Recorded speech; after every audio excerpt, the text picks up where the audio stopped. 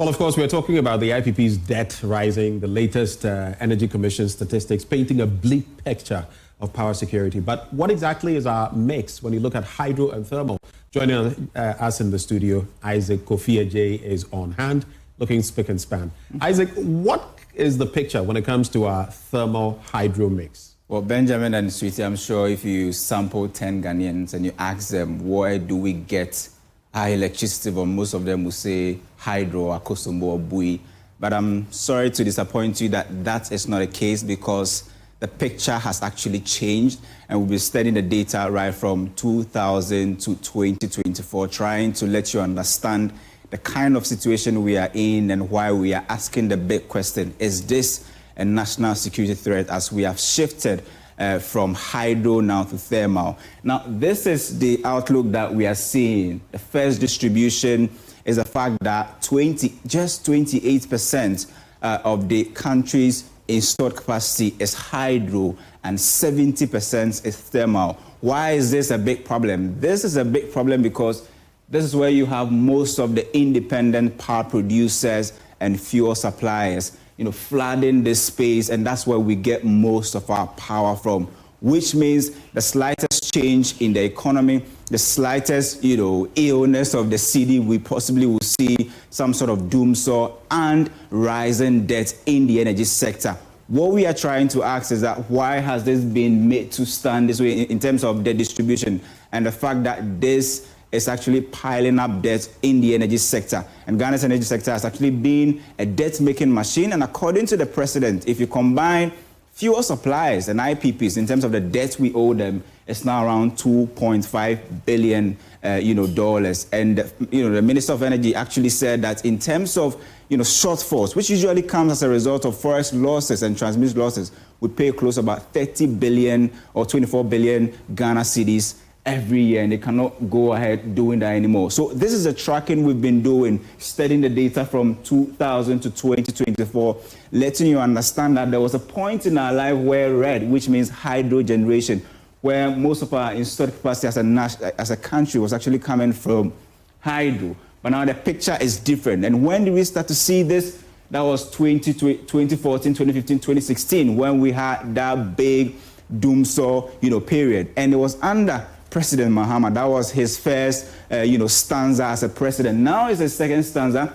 The interesting thing is that when he introduced the IPPs in 2015, 2016, he didn't really get time to stay with them, to see how they operate and see how to manage them. But now he's back, he has actually started his second stanza, and the picture is different, where he has to commit $50 million every month to pay fuel suppliers and IPPs. And as you can see, the gap is widening. The country is now depending heavily on thermal. This is a chart that is of interest to us, looking at the fact that some time ago, or once upon a time, we used to get most of our energy from the dams, Kosombo dams and the Bui dam. But the story is not the same anymore. And as you can see, the distribution and how hydro has stagnated over the period, definitely because of the high cost involved in putting up hydro, dams. But if you are deciding to go on the tangent of thermal energy,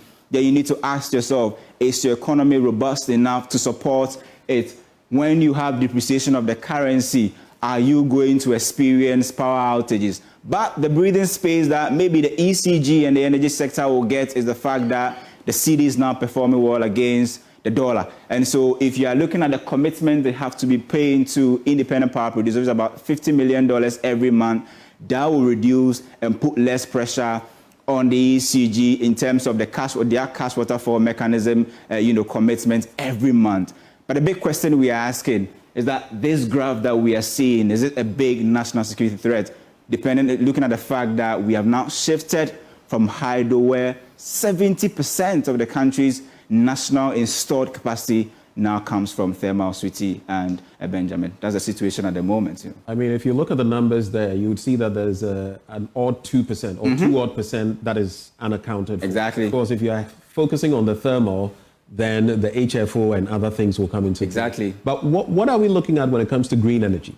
Well, it doesn't seem to be a big conversation in our energy mix at the moment, because if you add 70 plus 28, you see that just 2% is now coming from the other energy. I mean, you're talking about solar and other forms of energy, renewable energy, which means that we're not really doing, significantly well when it comes to the renewable side. We are now focusing, burning gas now to produce power. And if you are going on that tangent, just like you said, HFOs and gas supply will be a key determinant. And just like the energy minister said, now we are going to establish a second, natural gas, plant. That will mean that the country has already decided that this is the path we want to go, thermal energy. But the big question is, will you be able to get the over $1 billion every year to buy fuel? And the Energy Commissioner said it, that, look, natural gas will be the main determinant in terms of looking at how power supply will be stable in the country. If we go back to the period where we had fluctuations in the exchange rate market, definitely the energy sector will suffer, because now the country's energy sector depends majority on actually, how the city perform. If the city misbehaves, you should expect some power supply, fluctuations, or maybe, as you use the word, doomsday. Yeah. But this is the current, picture that we have. And for me, it's scary because we've moved from more than 60% of hydro, now just about 28% in terms of the national supply of electricity or power. It was not the same, but it actually changed somewhere 2015, 2016. And it'll be interesting to see how President Mahama and his energy team will actually solve this paradox. So you say you're scared. Are we on the precipice? Because I've also heard those in the energy sector, including the sector minister, give assurance that though where we are is precarious, there's no fear of, rampant power outages a la doomsday. The reason why I am scared is is that just last year, we had about 7 threats from independent power producers who said, if you don't pay us, we will. We still have those. Exactly. This year alone. Powership says that if you don't pay, we will. Why? Because we are owing them $400 million.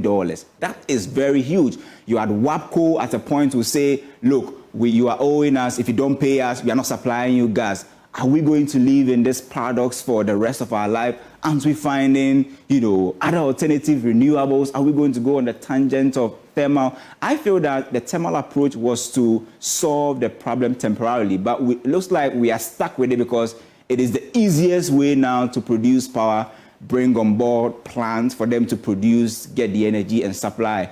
And when you have difficulties, you have doomsday. Is that the situation? Is that the current trajectory we want to go? That's why I said I am very scared, because if you look at how debt is racking up in the energy sector, for me, it is very scary. And if we are not able to possibly solve this quagmire, the energy sector will always pull us back when we want to move several steps, ahead in terms of being in a very stable economic situation in the country at the moment. Well, fingers crossed. Hopefully the city doesn't misbehave and we can begin moving on to green energy and all the other renewable sources of energy. Probably. Isaac Ofieje, thank you so much for keeping us up to speed on what's happening in the energy sector.